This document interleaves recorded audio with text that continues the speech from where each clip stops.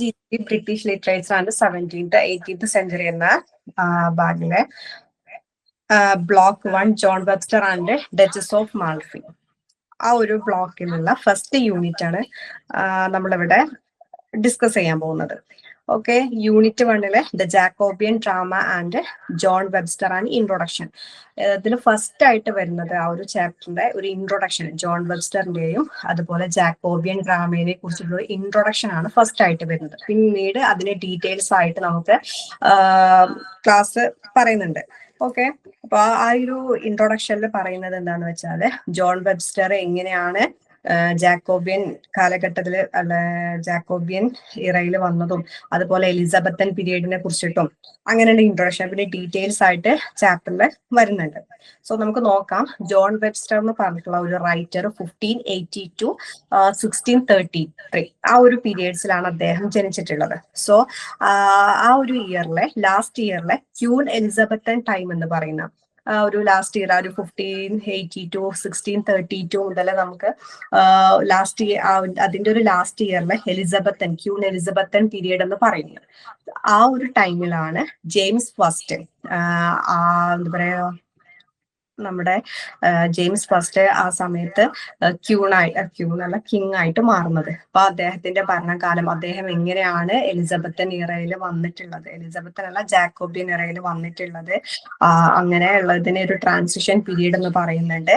Transition period എന്ന് പറഞ്ഞിട്ടുണ്ടെങ്കിൽ ഒരു എനർജറ്റിക് ആയിട്ടുള്ള എലിസബത്തൻ ഏജിൽ നിന്ന് വേറൊരു കംപ്ലീറ്റ്ലി ടോട്ടലി ഡാർക്ക് ആയിട്ടുള്ള ഒരു ഡാർക്ക് മീൻസ് എന്ന് പറഞ്ഞു വെച്ചാൽ ജാക്കോബിയൻ പീരീഡ് ഡാർക്ക് ആയിട്ട് മാറുന്നുണ്ട്. അതിനെ കുറിച്ചിട്ട് കൂടുതലായിട്ട് നമ്മൾ പഠിക്കുന്നുണ്ട്. പാർട്ട് പീരീഡിനെയാണ് എന്ത് പറയുന്നത്, ട്രാൻസിഷൻ പീരീഡ് എന്ന് പറയുന്നത്. അപ്പൊ എനർജറ്റിക് എലിസബത്തൻ ഏജ് അവസാനിക്കുകയും ഡാർക്ക് ജാക്കോബിയന്റെ ഒരു കാലഘട്ടം ബിഗിനിങ് ചെയ്യുന്ന ഒരു ടൈം പീരീഡ് നമുക്ക് പഠിക്കാനുണ്ട്. അതുപോലെ തന്നെ എന്തുകൊണ്ടാണ് എലിസബത്തൻ പീരീഡിൽ നിന്ന് എലിസബത്ത് പീരീഡ് ഇത്ര എനർജറ്റിക് ആണെന്ന് പറയാൻ കാരണം എന്താന്ന് വെച്ചിട്ടുണ്ടെങ്കിൽ അദ്ദേഹത്തിന്റെ ഒരു ക്യൂൻ എലിസബത്തിന്റെ ഒരു കാലഘട്ടം എന്ന് വെച്ചിട്ടുണ്ടെങ്കിൽ എല്ലാവർക്കും ഒരു ഹാപ്പിനെസ് ഫീലിംഗ് ആയിരുന്നു ഉണ്ടായിരുന്നത്. പക്ഷെ ആ ഒരു ടൈം കഴിഞ്ഞ് ജാക്കോബിയൻ എറയിലോട്ട് വന്നപ്പോൾ ഒരുപാട് പ്രശ്നങ്ങളും ആ ഒരു സൊസൈറ്റിയിലെല്ലാ ജനങ്ങള് നേരിടേണ്ടി വന്നിട്ടുണ്ട്. അപ്പൊ അതുകൊണ്ടാണ് അങ്ങനെ ഒരു ട്രാൻസിഷൻ എന്ന് പറയുന്നതിന്റെ കംപ്ലീറ്റ്ലി ഒരു ചേഞ്ചസ് ആണ് ജനങ്ങൾക്ക് വന്നിട്ടുള്ളത്. അപ്പൊ അതിനെ കുറിച്ച് ഡീറ്റെയിൽ ആയിട്ട് നമുക്ക് പറയാം. അപ്പൊ ഫസ്റ്റ് ആയിട്ടുള്ള ഒരു ഇൻട്രൊഡക്ഷൻ, എന്തൊക്കെയാണ് ഈ ഒരു ചാപ്റ്ററിൽ പറയുന്നത് എന്നതിനെ കുറിച്ചുള്ള ഇൻട്രൊഡക്ഷൻ ആണ് നമ്മളിവിടെ പറയുന്നത്. ഓക്കെ, പിന്നീട് എലിസബത്ത് ഡെത്ത് ശേഷം രാജ്യം ആരാണ് ഭരിക്കുന്നതിനെ കുറിച്ചിട്ട് പറയുന്നുണ്ട്. അപ്പൊ അവിടെ വരുന്ന കോൺഫ്ലിക്റ്റിനെ കുറിച്ചിട്ട് പറയുന്നുണ്ട്. അങ്ങനെയുള്ള കാര്യങ്ങളൊക്കെയാണ് ഈ ഒരു ചാപ്റ്ററിൽ നമ്മൾ ഡിസ്കസ് ചെയ്യുന്നത്. പിന്നീട് ഒരു കത്തോലിക്സിന്റെ കോൺഫ്ലിക്ട്സ് വരുന്നുണ്ട്. അങ്ങനെയുള്ള കാര്യങ്ങൾ ആ സഭയുടെ കുറിച്ചിട്ടും അതിന്റെ ഡീറ്റെയിൽസ് ആയിട്ട് നമുക്ക് പറയാം. ഓക്കെ, ഇനി ഇതിൽ മെയിൻ ആയിട്ട് വരുന്നത് ഇൻഫ്ലുവൻസ് ഓൺ ജാക്കോബിയൻ ഡ്രാമ, നമ്മുടെ ജാക്കോബിയൻ ഡ്രാമയുടെ ഇൻഫ്ലുവൻസ്. അപ്പൊ അതിന്റെ ഹിസ്റ്ററി കാര്യങ്ങളൊക്കെയാണ് ഇനി തുടർന്ന് പഠിക്കുക. അപ്പൊ ഇൻട്രൊഡക്ഷൻ മെയിൻ ആയിട്ട് ഫസ്റ്റ് ആയിട്ട് ആ ഒരു പേജിൽ നമ്മുടെ ടെക്സ്റ്റ് ബുക്കിൽ ഫസ്റ്റ് പേജ് പറയുന്നത് ഇൻട്രൊഡക്ഷൻ, എന്താണ് ജാക്കോബിയൻ എറ എന്ന് പറയാം, അല്ലെങ്കിൽ എലിസബത്തൻ എറ എന്ന് പറയാം. അതുപോലെ ജോൺ വെബ്സ്റ്റർ ആരാണ്, അവരുടെ കാര്യങ്ങളെ കുറിച്ചിട്ട് ചെറുതായിട്ടൊരു ബ്രീഫ് ആയിട്ടുള്ള ഒരു സ്കെച്ചാണ് നമ്മൾ ടെക്സ്റ്റ് തന്നിട്ടുള്ളത്. അതിനുശേഷമാണ് പിന്നീട് അതിനെക്കുറിച്ച് ഡീറ്റെയിൽസ് ആയിട്ട് നമുക്ക് പറയുന്നത്. അപ്പൊ ഡീറ്റെയിൽസിലേക്ക് പോകാം നമുക്ക്. ഓക്കെ, അപ്പൊ ഫസ്റ്റ് പറയുന്നത് ഇൻഫ്ലുവൻസ് ഓഫ് ജാക്കോബിയൻ ഡ്രാമ. എന്താണ് ഇൻഫ്ലുവൻസ് ഓഫ് ജാക്കോബിയൻ ഡ്രാമ, എങ്ങനെയാണ് ജാക്കോബിയൻ ഡ്രാമയെ ഇൻഫ്ലുവൻസ് ചെയ്തിട്ടുള്ളതെന്ന് നോക്കാം. The Jacobean drama was shaped by many social, political, and literary influence. The time of King James I was very different from the earlier Elizabethan age. The court became less noble, more corrupt, and focused on pleasure rather than moral values. Writers reflected this change in their place. ഇപ്പൊ ഞാൻ പറഞ്ഞു, Jacobean drama എന്ന് പറഞ്ഞിട്ടുണ്ടെങ്കിൽ ഒരു social and political literary influence വന്നിട്ടുണ്ട്. അപ്പോ Jacobian ഡ്രാമയില് എന്തൊക്കെയാണെന്ന് നോക്കാം. ആ സമയത്താണ് നമ്മൾ നേരത്തെ പറഞ്ഞ പോലെ ജെയിംസ് ഫസ്റ്റ് വന്നതും ആ ഒരു end of the earlier Elizabethan age എന്ന് പറയാം. അങ്ങനെ വരുന്ന സമയത്ത് കിങ് എന്ന് പറഞ്ഞാൽ ആ ഒരു ജെയിംസ് ഫസ്റ്റ് എന്ന് പറഞ്ഞ കിങ് വളരെ എഡ്യൂക്കേറ്റഡ് ആയിട്ടുള്ള ഒരു പേഴ്സൺ ആണെങ്കിൽ പോലും അദ്ദേഹം കൂടുതലായിട്ട് ഹണ്ടിങ്ങിനോടായിരുന്നു ഇൻട്രസ്റ്റ് ഉണ്ടായിരുന്നത്. അപ്പോൾ രാജ്യത്തെ ശ്രദ്ധിക്കാതെ അദ്ദേഹത്തിന്റെ ആവശ്യങ്ങൾ ആവശ്യങ്ങൾക്ക് വേണ്ടി, അല്ലെങ്കിൽ കിങ് ജെയിംസ് ഫസ്റ്റ് അവരുടെ ആവശ്യങ്ങൾക്ക് വേണ്ടി മാത്രം വാല്യൂസ് കൊടുത്തു. അപ്പൊ അതെങ്ങനെയായാലും എന്ത് പറ്റൂല, ജനങ്ങളെ ശ്രദ്ധിക്കാതെ ജനങ്ങൾക്ക് ആവശ്യങ്ങൾ നിറവേറ്റാതെ അവരുടെ കാര്യങ്ങൾ മാത്രം കൊണ്ടു നടക്കുക എന്ന് പറയുമ്പോൾ ഏത് ജനാധിപത്യ ഭരണമായാലും രാജഭരണമായാലും ജനങ്ങൾക്ക് അത് സമ്മതിക്കാൻ പറ്റൂല. അപ്പൊ അതിൽ വരുന്ന ഒരുപാട് പ്രശ്നങ്ങളൊക്കെ ഈ ഒരു ലിറ്ററേച്ചറിനെ ബാധിക്കുന്നുണ്ട്. അപ്പൊ എങ്ങനെയാണ് ആ ലിറ്ററേച്ചറിനെ ഇത് ബാധിക്കുന്നത് നമുക്ക് നോക്കാം. അപ്പൊ എന്നാ പറഞ്ഞ പോലെ അദ്ദേഹത്തിന്റെ സമയം ജെയിംസ് ഫസ്റ്റിന്റെ കാലഘട്ടത്തിൽ അവരുടെ കോർട്ട് എന്ന് പറഞ്ഞാൽ വളരെ ലെസ് നോബിൾ ആയിരുന്നു, മോർ കറപ്റ്റ് ആയിരുന്നു. കറപ്റ്റ് എന്ന് പറഞ്ഞാൽ കറക്റ്റ് എന്നുള്ള അഴിമതി, മോർ കറക്റ്റ് ആയിരുന്നു. കൂടുതൽ പ്ലഷറോ കാര്യങ്ങളോ ഒന്നും ഉണ്ടായിരുന്ന വാല്യൂസിനൊന്നും ഒരു ഇമ്പോർട്ടൻസ് ആര് കൊടുത്തിട്ടുണ്ടായിരുന്നില്ല, ജെയിംസ് ഒന്നാമൻ കൊടുത്തിട്ടുണ്ടായിരുന്നില്ല. അപ്പൊ അതൊക്കെ അന്നത്തെ കാലത്തെ റൈറ്റേഴ്സിനെ ഇൻഫ്ലുവൻസ് ചെയ്തിട്ടുണ്ടെന്നാണ് പറയുന്നത്. അപ്പൊ നമുക്ക് നോക്കാം സോഷ്യൽ ആൻഡ് കോർട്ട് ഇൻഫ്ലുവൻസ്. എന്താണ് സോഷ്യൽ ആൻഡ് കോർട്ട് ഇൻഫ്ലുവൻസ് നോക്കാം. Okay, during James first rule the court lost discipline and Noble values. നമ്മൾ പറഞ്ഞ പോലെ തന്നെ ജെയിംസ് ഒന്നാമന്റെ കാലഘട്ടത്തില് അവരുടെ ആ ഒരു കോർട്ടിൽ തന്നെ ഡിസിപ്ലിൻ നഷ്ടപ്പെട്ടിട്ടുണ്ടായിരുന്നു, നോബിൾ വാല്യൂസ് ഇല്ലാതായി, ഒരുപാട് കറപ്ഷൻ ആണ് ഉണ്ടായിരുന്നത്, സെൽഫിഷ് ബിഹേവിയർ ആണ്, ആൻഡ് ലക്ഷറി ലൈഫാണ്. ജനങ്ങൾക്ക് കൊടുക്കുന്നതിന് പകരം അവരവരുടേതായിട്ടുള്ള കാര്യങ്ങൾക്ക് വേണ്ടി മാത്രം ഇമ്പോർട്ടൻസ് ആര് കൊടുത്തു, ജെയിംസ് ഫസ്റ്റ് കൊടുത്തു. പിന്നെ അവരുടെ ബിഹേവിയർ എന്ന് പറഞ്ഞാൽ upper class became shallow, careless and immoral. അതായത് അപ്പർ ക്ലാസ്സിലുള്ളവർക്ക് മാത്രം ഇമ്പോർട്ടൻസ് കൊടുത്തിട്ട് മറ്റുള്ളവരൊന്നും നേരത്തെ പറഞ്ഞ പോലെ കെയർലെസ് ആയിട്ടുള്ള ഒരു കാര്യം. അതുപോലെ negativity influence dramatics to write dark and serious plays showing crime scene and punishment. എന്ന് വെച്ചാൽ നെഗറ്റിവിറ്റി ആയിരുന്നു കൂടുതൽ അന്ന് ഉണ്ടായിരുന്നത്, ഇൻഫ്ലുവൻസ് ചെയ്തത്. അപ്പോൾ ഈ ഒരു ജെയിംസ് ഫസ്റ്റിന്റെ നെഗറ്റിവിറ്റി ഇൻഫ്ലുവൻസ് ചെയ്തിട്ട് ആ ഡ്രാമയിലും എന്തുണ്ടായി, ഇൻഫ്ലുവൻസ്ഡ് ആയി. മീൻസ് ഡ്രാമയിൽ ഇൻഫ്ലുവൻസ് എന്ന് പറഞ്ഞാൽ ജെയിംസ് ഫസ്റ്റിനെ കുറിച്ചിട്ട് അവരുടെ നെഗറ്റീവിനെ കുറിച്ചിട്ട്. അപ്പൊ അവര് ചെയ്തു റൈറ്റിങ്സിൽ പ്രതികരിക്കാം, ഒരു തരത്തിലൊരു പ്രതികാരം എന്ന് പറഞ്ഞാൽ റൈറ്റേഴ്സിന് എന്താ ചെയ്യാൻ പറ്റുക, പ്രതികരിക്കാൻ അവരുടെ റൈറ്റിങ്സിലൂടെ കഴിയുള്ളൂ. അപ്പോ ജെയിംസ് ഫസ്റ്റ് അല്ലെങ്കിൽ ഒരു കിങ് ആണെങ്കിൽ പോലും അവർക്ക് കൂടുതലായിട്ട് അവരെ എതിർത്ത് സംസാരിക്കാനൊന്നും പറ്റൂല. അപ്പൊ റൈറ്റേഴ്സ് എന്ത് ചെയ്തു, അവരെ എതിർക്കുന്ന രീതിയിൽ അവര് ഡ്രാമാസിൽ കാണിച്ചു എന്നാ പറയുന്നത്. അപ്പോ അങ്ങനെയാണ് ലിറ്ററേച്ചറിൽ ഒരു തരത്തിലുള്ള ഒരു ഇൻഫ്ലുവൻസ് എന്ന് പറയാം. അപ്പൊ സൊസൈറ്റിയിൽ എന്താണോ സംഭവിച്ചിട്ടുള്ള ആ കാര്യങ്ങളാണ് റൈറ്റേഴ്സ് ഡ്രാമയിലൂടെയും വർക്കേഴ്സിലൂടെയും കാണിച്ചിട്ടുണ്ടായിരുന്നത്. സോ നെക്സ്റ്റ് പറഞ്ഞ ഇൻഫ്ലുവൻസ് ഓഫ് ഏർലിയർ റൈറ്റേഴ്സ്. നേരത്തെ പറഞ്ഞ പോലെ തന്നെ ഏർലിയർ റൈറ്റേഴ്സിനെ ഇൻഫ്ലുവൻസ് ചെയ്തിട്ടുണ്ട്. ഒരുപാട് many famous writers from Elizabethan period continue writing during the Jacobian age.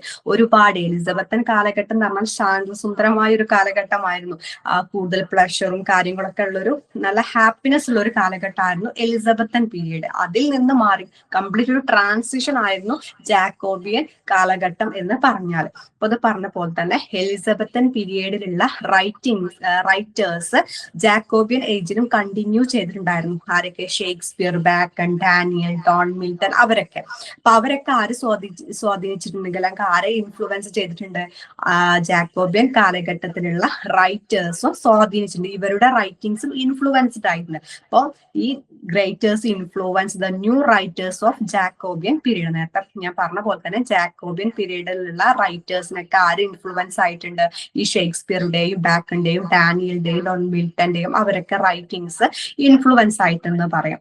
പിന്നെ ഒരു റോമൻ റൈറ്റർ ആണ് ഇൻഫ്ലുവൻസ് ഓഫ് സെനീക്ക എന്ന് പറയാം. സെനീക്കയുടെ ഇൻഫ്ലുവൻസ് എങ്ങനെ നോക്കും, ഒരു റോമൻ റൈറ്റർ ആണ് സെനീക്ക. ഓക്കെ, അന്നത്തെ ആ ജാക്കോബിയൻ കാലഘട്ടത്തിലുള്ള ഒരു റൈറ്റർ ആണ് സെനീക്ക. അപ്പൊ അതിനെ കുറിച്ച് ഡീറ്റെയിൽസ് ആയിട്ട് പറയുന്നുണ്ട്. അപ്പൊ സെനീക്ക എന്ന് പറഞ്ഞാൽ ഒരു റോമൻ ഫിലോസഫർ ആണ്, അതുപോലെ തന്നെ ഒരു ഡ്രാമാറ്റിസ്റ്റ് ആണ്. അദ്ദേഹം ഇംഗ്ലീഷ് ട്രാജഡീസിനെ ഒരുപാട് ഇൻഫ്ലുവൻസ്ഡ് ആയിട്ടുണ്ടെന്ന് പറയാം. ഓക്കെ, അപ്പോ മെയിൻ ആയിട്ടുള്ള അവരുടെ പ്ലേസ് ആണ് revenge, violence, bloodshed, ghost and supernatural elements. അവരുടെ പ്ലേസിൽ കൂടുതലായിട്ട് കാണിച്ചിട്ടുള്ളത് revenge, violence, bloodshed, ghost and supernatural elements ആണ് കാണിച്ചിട്ടുണ്ടായിരുന്നത്. ഈ elements became key features of Jacobean revenge tragedy. ഇപ്പൊ ജാക്കോബിയൻ റിവെഞ്ച് ട്രാജഡിയിലെ മെയിൻ ആയിട്ടുള്ള ഫീച്ചേഴ്സ് അല്ലെങ്കിൽ കീ ഫീച്ചർ ആയി മാറി എന്നാണ് പറയാം. ഓക്കെ, അപ്പോ സെനീക്കയുടെ മെയിൻ ആയിട്ടുള്ള തീം പ്ലേസിൽ കൂടുതലായിട്ട് കാണിച്ചിട്ടുണ്ടായിരുന്നത് revenge, violence, bloodshed, ghost and supernatural elements ആണ്. Then example of English plays influenced by Seneca. അപ്പൊ സെനീക്ക നമ്മൾ പറഞ്ഞു ഇൻഫ്ലുവൻസ്ഡ് ആയിട്ടുള്ള ഒരുപാട് റൈറ്റേഴ്സ് ഉണ്ട്. അപ്പൊ ഇൻഫ്ലുവൻസ് ആയിട്ടുള്ള ഇംഗ്ലീഷ് പ്ലേസ് ആണ് തോമസ് ആൻഡ് സാക്വിലിന്റെ നോർട്ടൺ. അതിന്റെ മെയിൻ പ്ലേ എന്ന് പറഞ്ഞാല് ഗോർബക്ക്. അതാണ് ഇംഗ്ലീഷിലെ ഫസ്റ്റ് ട്രാജഡി. ഇപ്പൊ ഇംഗ്ലീഷിലെ ഫസ്റ്റ് ട്രാജഡി ആരെങ്കിലും ചോദിച്ചാൽ നമുക്ക് എന്ത് പറയാം? ഗോർബോട്ട് അല്ലെ, ആന്ന് പറയാം. അതുപോലെ Spanish tragedy, the Jew of Malta, Hamlet, the white devil and Duchess of മാൽഫി. അപ്പൊ ഇത്രയും പ്ലേസ് ആണ് സെനീക്കയെ ഇൻഫ്ലുവൻസ് ചെയ്തിട്ടുള്ളത്. ഓക്കെ, ഗോർബോട്ടിൽ പറയുന്നത് ഫസ്റ്റ് ഇംഗ്ലീഷ് ട്രാജഡി ആണെന്ന് പറഞ്ഞു മെയിൻ. ദെൻ സ്പാനിഷ് ട്രാജഡി എന്ന് പറഞ്ഞിട്ടുണ്ടെങ്കിൽ ഒരു റിവെഞ്ച് ആണ് അതിന്റെ മെയിൻ ആയിട്ടുള്ള തീം. ജ്യൂ ഓഫ് മാൾട്ട എന്ന് പറഞ്ഞാലും അതും റിവെഞ്ച് ആണ് അതിൽ പറയുന്നത്. ഹാംലെറ്റ് നമുക്കറിയാം ഷേക്സ്പിയറിന്റെ ഫിലോസഫിക്കൽ റിവെഞ്ച് ആയിട്ടാണ് അതിന്റെ main theme. Then white devil and the Duchess of മാൽഫിയിൽ പറയുന്നത് അത് ആർതാണ്? നമ്മുടെ വെബ്സ്റ്ററിന് പഠിക്കാനുള്ള ആളാണ് വെബ്സ്റ്ററിന്റെ ദ ഡാർക്ക് റിവെഞ്ച് ട്രാജഡിയാണ് അതിന്റെ മെയിൻ ആയിട്ടുള്ള തീം. അപ്പൊ ഇത്രയും കാര്യങ്ങളാണ് സെനീക്കയെ കുറിച്ച് നമുക്ക് പറയാനുള്ളത്. ദെൻ മക്കാവില്ലയുടെ ഇൻഫ്ലുവൻസ് ഓഫ് മക്കാവില്ലെ. അപ്പൊ influence of Machiavelli is an another writer ആണ്. അപ്പൊ അവരുടെ ഇൻഫ്ലുവൻസ് എങ്ങനെയാണെന്ന് നമുക്ക് നോക്കാം. Nicco Machiavelli wrote the prince 1532. അപ്പൊ നിക്കോളോ മക്കാവില്ലെ ആണ് ദ പ്രിൻസ് എന്ന് പറഞ്ഞ 1532 ദ പ്രിൻസ് എന്ന് പറഞ്ഞിട്ടുള്ള ഡ്രാമ എഴുതിയിട്ടുള്ളത്. അപ്പൊ മക്കാവില്ലയുടെ ഫുൾ നെയിമാണ് നിക്കോ മക്കാവില്ലെ എന്ന് പറയാം. അദ്ദേഹത്തിന്റെ ideas were misunderstood to mean power can be gained by cheating, lying and killing. അപ്പൊ എന്താന്ന് വെച്ചിട്ടുണ്ടെങ്കിൽ അവരുടെ റൈറ്റിംഗ്സിൽ ഇതുപോലെ തന്നെ കൂടുതലായിട്ട് പറഞ്ഞിട്ടുള്ളത് റിവെഞ്ച്, ട്രാജഡി അങ്ങനെയൊക്കെ ഉള്ളതാണ്. അപ്പൊ അദ്ദേഹം പറയുന്നത് എന്താന്ന് വെച്ചിട്ടുണ്ടെങ്കിൽ പവർ ഉണ്ടെങ്കിൽ ആർക്കും എന്ത് ചെയ്യാ? ചീറ്റ് ചെയ്യാ, ലെയിൻ ചെയ്യാ, കില്ലിങ് ചെയ്യാ. അങ്ങനെയുള്ള ഒരു തീം വെച്ചിട്ടാണ് അവരുടെ ഐഡിയാസ് ഒരു സറ്റയറിക്കലായിട്ടാണ് അദ്ദേഹം പറയുന്നത്. അങ്ങനെ ഈ ഒരു ഡ്രാമാസ്, അവരുടെ ഡ്രാമാസും ഇതേപോലെ തന്നെ ഇങ്ങനെയുള്ള ട്രാജഡീസ് അങ്ങനത്തെ കാര്യങ്ങൾ തന്നെയാണ് മെയിൻ ആയിട്ട് ഇമ്പോർട്ടൻസ് കൊടുത്തിട്ടുള്ളത്. പിന്നീട് ഒരു സ്പെഷ്യാലിറ്റി എന്ന് പറഞ്ഞിട്ടുണ്ടെങ്കിൽ ഇദ്ദേഹത്തിന് മക്കാവില്ലയുടെ ഡ്രാമാറ്റിസ്റ്റില് അല്ലെങ്കിൽ ഡ്രാമയില് എന്ത് ചെയ്തു? ഒരു പുതിയ ടീംസ് ക്രിയേറ്റ് ചെയ്ത് അല്ലെങ്കിൽ പുതിയ ക്രിയേറ്റേഴ്സ് ക്രിയേറ്റ് ചെയ്ത് എവിലെ, മാനിപ്പുലേറ്റ്, പവർ ഹംഗ്രി ക്യാരക്ടേഴ്സ് അത്തരത്തിലുള്ള ക്യാരക്ടേഴ്സിനെ എന്ത് ചെയ്തു? ക്രിയേറ്റ് ചെയ്ത ഒരു വ്യക്തിയാണ് മക്കാവില്ലെ എന്ന് പറഞ്ഞാൽ.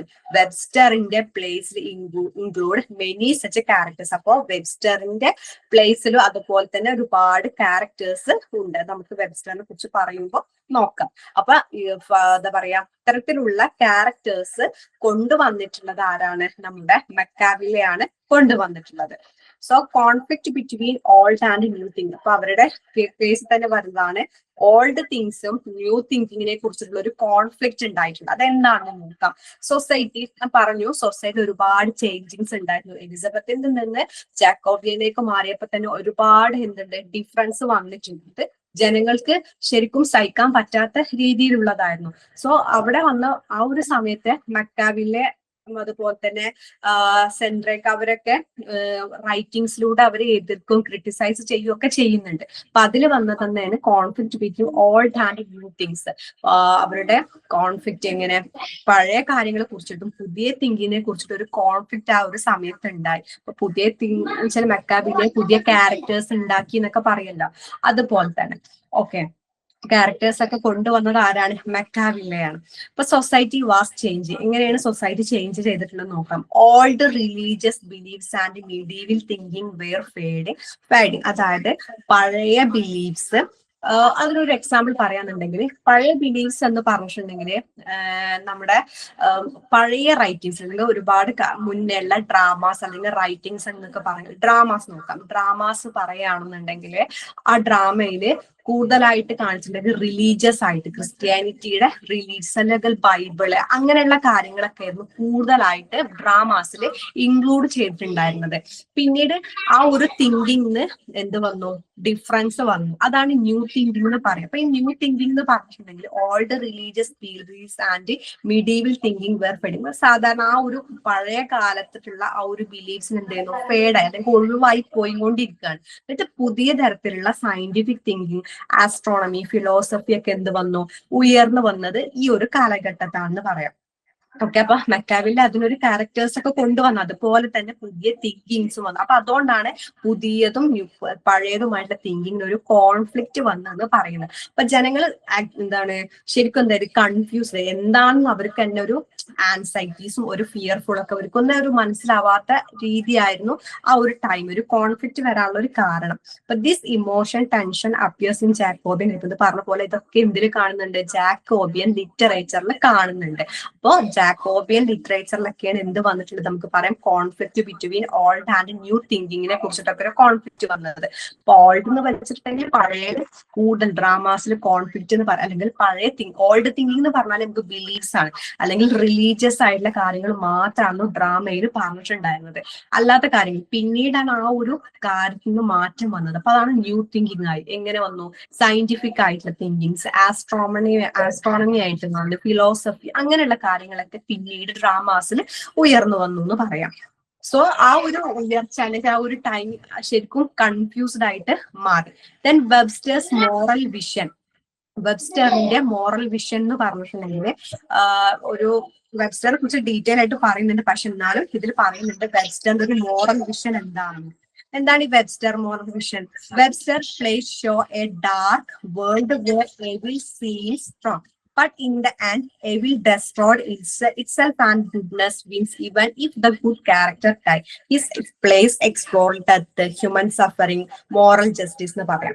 അപ്പൊ എന്താണെന്ന് വെച്ചാൽ വെബ്സ്റ്ററിന്റെ പ്ലേസിലും കാണിക്കുന്നതാണ് ഡാർക്ക് വേൾഡ്. നമ്മൾ പറഞ്ഞു തീർച്ചയായിട്ടും എലിസബത്ത് എന്ന് പറഞ്ഞാൽ ഹാപ്പിനെസ് ആയിട്ടുള്ള ഒരു മോഡാണെന്നുണ്ടെങ്കിൽ വെബ്സ്റ്ററിന്റെ പ്ലേസ് എന്ന് പറഞ്ഞാല് ഒരു എന്താ പറയുക കാണിക്കുന്നത് ഡാർക്ക് ആണ്. വെബ്സ്റ്റർ എന്ന് അറിയിക്കുമ്പോൾ തന്നെ നമുക്ക് ചിന്തിക്കണം ഡാർക്ക് ആയിട്ടുള്ള തീം അല്ലെങ്കിൽ ട്രാജഡിയാണ് കൂടുതലായിട്ടും വെബ്സ്റ്ററിന്റെയും ആ ഒരു കാലഘട്ടത്തിലുള്ള റൈറ്റേഴ്സിൽ കാണിക്കുന്നത്, എവിൽസ് അങ്ങനെയുള്ള കാര്യങ്ങൾ.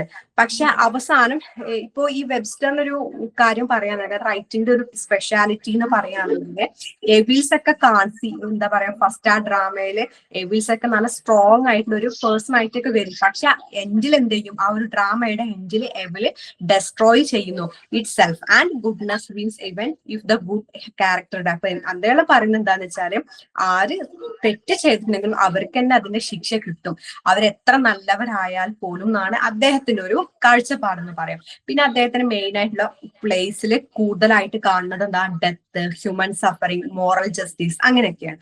അപ്പൊ അത്രയും കാര്യങ്ങളാണ് ഈ ഒരു ഫസ്റ്റ് നമ്മൾ പറഞ്ഞ പോലെ തന്നെ ഇൻഫ്ലുവൻസ് ഓഫ് ജാക്കോബിയൻ ഡ്രാമയിൽ വന്നിട്ടുള്ള ഇൻഫ്ലുവൻസ്. ഏത് കാലഘട്ടത്തിൽ ജാക്കോബിയൻ ഇറയുടെ കാലഘട്ടത്തില് ജാക്കോബിയൻ ഡ്രാമയുടെ ഇൻഫ്ലുവൻസ് എന്താണെന്നാണ് നമ്മൾ ഇതുവരെ ഡിസ്കസ് ചെയ്തത്. അപ്പൊ മെയിൻ ആയിട്ട് പറഞ്ഞത് എന്താന്ന് പറഞ്ഞു? Jacobean drama was influenced by corruption. അല്ലെ, ജാക്കോബിയൻ ഡ്രാമയില് കറപ്ഷൻ, സൊസൈറ്റിയിലുള്ള കറപ്ഷൻസ്, അതുപോലെ ഗ്രേറ്റ് റൈറ്റേഴ്സ് ഒക്കെ ആ സമയത്ത് വന്നു. സെനീക്ക് എന്ത് ചെയ്തു? റിവെഞ്ച് ട്രഡീഷനായിട്ട് റിവെഞ്ച് എടുത്തു. മെക്കാവില്ലയുടെ പൊളിറ്റിക്കൽ ഐഡിയാസ്, പിന്നെ conflict between old beliefs and new science ഒക്കെ എന്തിൽ വന്നതാണ്?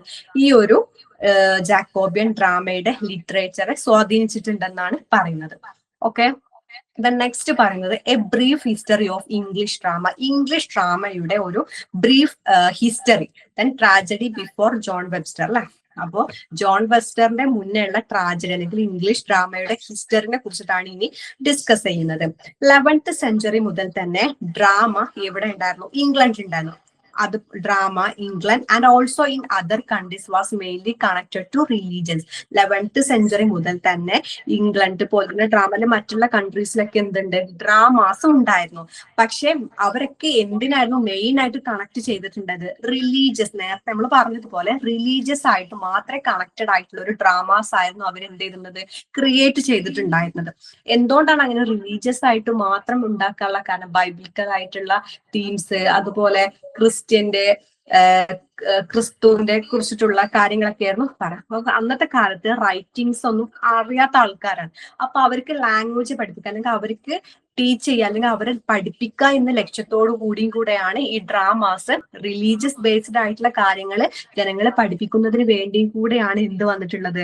ഈ ഒരു ഡ്രാമ വന്നിട്ടുള്ളത്. അപ്പൊ ഈ ഡ്രാമയുടെ ഹിസ്റ്ററിയാണ് നമ്മൾ പറഞ്ഞുകൊണ്ടിരിക്കുന്നത്. അപ്പൊ അങ്ങനെയാണ് ഡ്രാമ വന്നിട്ടുള്ളത്. അപ്പം 11th സെഞ്ചുറി മുതൽ തന്നെ ഡ്രാമ ഉണ്ടെങ്കിലും അവരെന്തായിരുന്നു കൂടുതലായിട്ട് എന്തിനെ കുറിച്ചിട്ടാണ് കണക്ട് ചെയ്തിട്ടുണ്ടെങ്കിൽ എന്തിനെ കുറിച്ചിട്ടുള്ളതായിരുന്നു, മെയിൻ ആയിട്ട് റിലീജിയസ് ബേസ്ഡ് ആയിരുന്നു.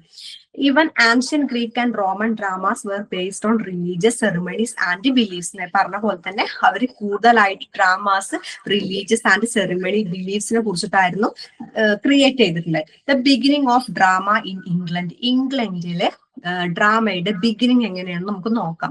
The earliest record of drama in England is a Latin play performed in 1110 at Dunstable in honour of Saint Catherine. അപ്പൊ ഫസ്റ്റത്തെ ഒരു ഡ്രാമ റെക്കോർഡ് എന്ന് പറഞ്ഞാല് ഇംഗ്ലണ്ടില് 1110 ഡസ്റ്റ്ബിനില് നമ്മുടെ സെയിന്റ് കാത്തറിനെ ഹോണർ ചെയ്തിട്ടാണ് ഒരു ഡ്രാമ ഇംഗ്ലണ്ടിൽ ഉണ്ടായിരുന്നത്. അത് എങ്ങനെയായിരുന്നു, ലാറ്റിൻ പ്ലേ ആയിട്ട് അല്ലെ, ലാറ്റിൻ ആയിരുന്നു ലാംഗ്വേജ്. അപ്പൊ അങ്ങനെയാണ് ഫസ്റ്റത്തെ ഒരു ഡ്രാമ റെക്കോർഡ് എന്ന് പറയുന്നത്. പിന്നെ നോർമൻ കോൺക്വസ്റ്റ് 1066 ശേഷം religious drama from France came in England. അതിനുശേഷം ഒരു നോർമൻ കോൺക്വസ്റ്റ് അതല്ലെങ്കിൽ റോമൻ കോൺക്വസ്റ്റിന് ശേഷമാണ് റിലീജിയസ് ഡ്രാമ ഫ്രാൻസിൽ നിന്ന് എവിടേക്ക് വന്നത്, ഇംഗ്ലണ്ടിലേക്ക് വന്നിട്ടുള്ളത്. അപ്പൊ നോർമൻ കോൺക്വസ്റ്റിന് ശേഷം 1906 റിലീജിയസ് ഡ്രാമ ഫ്രാൻസിലാണ് കൂടുതൽ അന്നത്തെ കാലത്ത് ഒരു ഡ്രാമാസ് ഒക്കെ ഉണ്ടായിരുന്നത്. അതിന് ശേഷമാണ് ഇവിടെ വന്നത്, ഇംഗ്ലണ്ടിൽ വന്നിട്ടുള്ളത്. ഈ പ്ലേസ് ഒക്കെ മെയിൻ ആയിട്ട് നമ്മൾ ഞാൻ നേരത്തെ പറഞ്ഞ പോലെ മെയിൻ ആയിട്ട് യൂസ് ചെയ്തിട്ട് teach religious lesson to people who could not read and or write. അപ്പൊ അന്നത്തെ അവിടെയുള്ള ജനങ്ങൾക്ക് റീഡ് ചെയ്യാനോ റൈറ്റ് ചെയ്യാനോ ഒന്നും അറിയില്ല. അപ്പൊ ജനങ്ങളെ റിലീജിയസ് ആയിട്ടുള്ള ലെസൺസ് പഠിപ്പിക്കുന്നതിന് വേണ്ടിയിട്ടാണ് പ്ലേസ് മെയിൻ ആയിട്ട് യൂസ് ചെയ്തിട്ടുണ്ടായിരുന്നത്. So priest performed these plays inside church and language used was Latin. So എന്തുകൊണ്ട് നമുക്കറിയാം, എന്തുകൊണ്ട് പ്രീസ്റ്റ് പെർഫോം ചെയ്ത് ഇവിടെ ചർച്ചിലെ പ്രീസ്റ്റ് ചർച്ചിലായിരുന്നു ഇങ്ങനത്തെ പ്ലേസ് ഒക്കെ പെർഫോം ചെയ്തിട്ടുണ്ടായിരുന്നത്. ലാംഗ്വേജ് ലാറ്റിൻ ആണ് യൂസ് ചെയ്തത്. ചർച്ചിൽ യൂസ് ചെയ്ത എന്തായാലും അത് റിലീജിയസ് ബേസ്ഡ് ആയിരിക്കും. റിലീജിയസ് ലെസൺസ് ജനങ്ങളെ പഠിപ്പിക്കുന്നതിന് വേണ്ടിയിട്ട് ആണ് അങ്ങനെ ഒരു ഡ്രാമാസ് ഒക്കെ ആ സമയത്ത് വന്നത്. ഈ 3 ടൈപ്സ് ഓഫ് ഡ്രാമാസ് പറയുന്നുണ്ട്. അപ്പൊ miracle or mystery plays. First one miracle or mystery plays. അപ്പൊ എന്താണ് മിറാക്കിൾ അല്ലെങ്കിൽ മിസ്റ്ററി പ്ലേസ് എന്ന് പറഞ്ഞാല് ആദ്യത്തെ റിലീജിയസ് ഡ്രാമയാണ് മിറാക്കിൾ ഓർ മിസ്റ്ററി പ്ലേസ് എന്ന് പറയുന്നത്. Okay, the stories were taken from the Bible. അപ്പൊ ഈ സ്റ്റോറീസ് ഒക്കെ എവിടെ നിന്നാണ്, ബൈബിളിൽ നിന്നാണ് എടുത്തിട്ടുണ്ടായിരുന്നത്. ഇത് explained the mystery of Christianity and faith. ഇത് എക്സ്പ്ലൈൻ ചെയ്ത് അവരുടെ ക്രിസ്ത്യാനിറ്റിനെ കുറിച്ചിട്ടും ഫെയ്ത്തിനെ കുറിച്ചിട്ടൊക്കെയാണ് എന്തില് ഈ ഒരു ഡ്രാമ ഇത്തരത്തിലുള്ള ഡ്രാമാസിൽ എക്സ്പ്ലൈൻ ചെയ്തിട്ടുണ്ടായിരുന്നത്. By the 40th century these plays become very popular especially during the festival of Corpus Christi. ഇപ്പൊ ക്രിസ്ത്യാനിറ്റിയുടെ ഒരു കോർപ്പസ് ക്രിസ്റ്റ് പറഞ്ഞ ഫെസ്റ്റിവലിലാണ് കൂടുതലായിട്ട് ഒന്നും കൂടെ പ്ലേസ് എന്ത് ചെയ്തിട്ടുള്ളത്, പോപ്പുലർ ആയിട്ടുള്ളത്. Okay, a full set of these plays shown the entire story of mankind. അപ്പോ എങ്ങനെ creation, fall of Adam and Eve, the life of Christ, redemption and salvation, അങ്ങനെയുള്ള തീംസ് തന്നെയായിരുന്നു പ്ലേസിൽ കൂടുതലായിട്ട് ഇൻക്ലൂഡ് ചെയ്തിട്ടുള്ളത്. അപ്പൊ കാരണം നേരത്തെ പറഞ്ഞു എന്ത്, റിലീജിയസ് ആയിട്ടുള്ള ലെസൺസ് പഠിപ്പിക്കുക എന്നുള്ള ഒരു എയിമോട് കൂടിയിട്ടാണ് ഇങ്ങനത്തെ തീംസ് അവർ യൂസ് ആക്കിയിട്ടുണ്ടായിരുന്നത്. Okay, although the writing style was simple and not artist, these plays express both sadness and tragedy. അപ്പോ ഇത്തരത്തിലുള്ള റൈറ്റിംഗ്സ് ഒക്കെ പറയാന്നുണ്ടെങ്കിൽ വളരെ സിമ്പിൾ ആയിട്ട് ജനങ്ങൾക്ക് അല്ലെങ്കിൽ പീപ്പിൾസിന് മനസ്സിലാവുന്ന രീതിയിലുള്ള ഇതായിരുന്നു. ഇപ്പൊ മെയിൻ ആയിട്ട് എക്സ്പ്രസ് ചെയ്തിട്ടുണ്ടായിരുന്നത് സാഡ്നെസ് ആൻഡ് ട്രാജഡി അല്ലെ.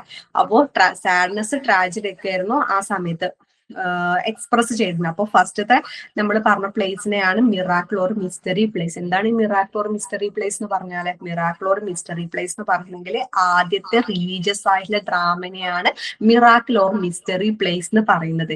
ഈ സ്റ്റോറീസ് സ്റ്റോറീസ് ഒക്കെ ബൈബിൾസ് നിന്നാണ് എടുത്തിട്ടുണ്ടായിരുന്നത്. ക്രിസ്ത്യാനിറ്റി ഫെയ്ത്തിനെ കുറിച്ചിട്ടാണ് പറഞ്ഞിട്ടുണ്ടായിരുന്നത്. പിന്നെ എന്താ പറഞ്ഞതോ, plays become very popular especially during the festival of Corpus Christi. അപ്പൊ കോർപ്പസ് ക്രിസ്റ്റി പറഞ്ഞ ഫെസ്റ്റിവൽ ആണ് എന്ത്, ഈ ഒരു പ്ലേസ് അല്ലെങ്കിൽ പ്ലേസ് ഡ്രാമാസ് ഒന്നും കൂടെ പോപ്പുലർ ആയിട്ടുള്ളത്. മെയിൻ ആയിട്ട് യൂസ് ചെയ്തിട്ടുള്ള പ്ലേസ് അല്ലെങ്കിൽ ഷോ ചെയ്തിട്ടുണ്ടായിരുന്നത് creation, fall of Adam and Eve, the life of Christ, redemption and salvation. അപ്പൊ അങ്ങനത്തെ തീമായിരുന്നു ആര് യൂസ് ആക്കിയിട്ടുണ്ടായിരുന്നത്, അല്ലെങ്കിൽ ഈ ഒരു മിസ്റ്ററി പ്ലേസിൽ മിറാക്കിൾ ഒരു മിസ്റ്ററി ഓർ മിറാക്കിൾ പ്ലേസിൽ കാണിച്ചിട്ടുണ്ടായിരുന്നത്. അപ്പോൾ അങ്ങനെയൊക്കെ ആണെങ്കിലും അവരുടെ റൈറ്റിംഗ് സ്റ്റൈൽ വളരെ സിമ്പിൾ ആയിരുന്നു, കൂടുതൽ ആർട്ടിസ്റ്റിക് ഒന്നും അല്ലായിരുന്നു. അതുകൊണ്ട് തന്നെ ആ പ്ലേസ് എക്സ്പ്രസ് ചെയ്തു വളരെ സാഡ്നെസ് ആൻഡ് ട്രാജഡി ആയിട്ട് എക്സ്പ്രസ് ചെയ്തിട്ടുണ്ടായിരുന്നു. നെക്സ്റ്റ് വൺ പറയുന്നത് മൊറാലിറ്റി പ്ലേസ്. എന്താണ് മൊറാലിറ്റി പ്ലേസ്? നെക്സ്റ്റ് സ്റ്റേജ്, അടുത്ത stage of English drama history was the rights of morality. അപ്പൊ ഇംഗ്ലീഷ് ഡ്രാമയുടെ ചരിത്രത്തിൽ തന്നെ വന്ന ഒരു സംഭവമാണ് മൊറാലിറ്റി, അല്ലെ? ആ മൊറാലിറ്റി പ്ലേസ് പിന്നീടാണ് ഈ ഒരു മിറാക്കിൾ പ്ലേസിന് ശേഷമാണ് മൊറാലിറ്റി ഡ്രാമയിൽ ഇൻക്ലൂഡ് ചെയ്യാൻ തുടങ്ങിയത്. അപ്പൊ ദീസ് പ്ലേസ് കൂടുതലായിട്ട് പഠിപ്പിച്ചത് മിറാക്കിൾ പ്ലേസ് തന്നെയാണ് കാണിച്ചത്. എന്ത്?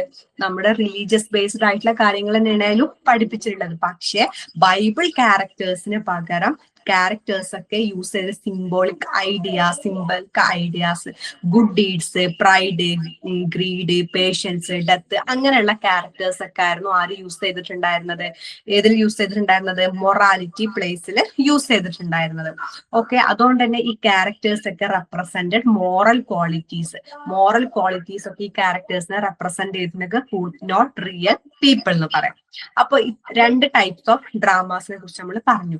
Next third one, interludes. എന്താണ് ഇന്റർലൂഡ്സ്? ഇന്റർലൂഡ്സ് എന്ന് പറഞ്ഞിട്ടുണ്ടെങ്കിൽ early 16th century a new form developed. അപ്പൊ ഒരു പുതിയ ടൈപ്പ് ഓഫ് ഡ്രാമനെയാണ് ഇന്റർലൂഡ്സ് എന്ന് പറയുന്നത്. ഇത് വളരെ ഷോർട്ട് ആയിരുന്നു. ഡ്രാമ എന്നൊക്കെ പറയുമ്പോൾ ഒരുപാട് ഉണ്ടാവുമല്ലോ, അല്ലെ? ലോങ് ആയിട്ടുള്ള ഒരു സംഭവമാണ് ഡ്രാമാസ്. പക്ഷെ ഇതെന്തായിരുന്നു? വളരെ ഷോർട്ട് ആയിട്ടുള്ള പ്ലേസ് ആണ്. അതില് ലെസ് റിലീജിയസ് ആയിട്ടും മോർ കോമിക്കും സെറ്റാരിക്കൽ ആയിട്ടുമാണ് യൂസ് ആക്കിയിട്ടുണ്ടായിരുന്നത്. നേരത്തെ നമ്മൾ പറഞ്ഞു കൂടുതൽ റിലീജിയസിനാണ് ഇമ്പോർട്ടൻസ് കൊടുത്തിട്ടുണ്ടെങ്കിൽ ഇന്റർലൂഡ്സ് നേരെ ഓപ്പോസിറ്റ് ആണ്. കുറച്ച്, അതായത് ലെസ് റിലീജിയസ് ഇമ്പോർട്ടൻസും അത് എന്റർടൈനിങ്ങിന് വേണ്ടി കോമിക്കും സെറ്റാരിക്കൽ ആര് യൂസ് ചെയ്തിട്ടുണ്ട്? ഇന്റർലൂഡ്സിൽ യൂസ് ചെയ്തിട്ടുണ്ടായിരുന്നു. Often performed by servants in the house of rich lords. നേരത്തെ നമ്മൾ പറഞ്ഞു പ്രീസ്റ്റ് ചർച്ചിലായിരുന്നു പെർഫോം ചെയ്തത്. ഇപ്പൊ ഇന്റർലൂഡ്സിൽ വരുന്ന സമയത്ത് ഈ റിച്ച് ഹോൾഡേഴ്സ് ഹൗസിലുള്ള സെർവൻസ് ആയിരുന്നു പെർഫോം ചെയ്തിട്ടുണ്ടായിരുന്നത്.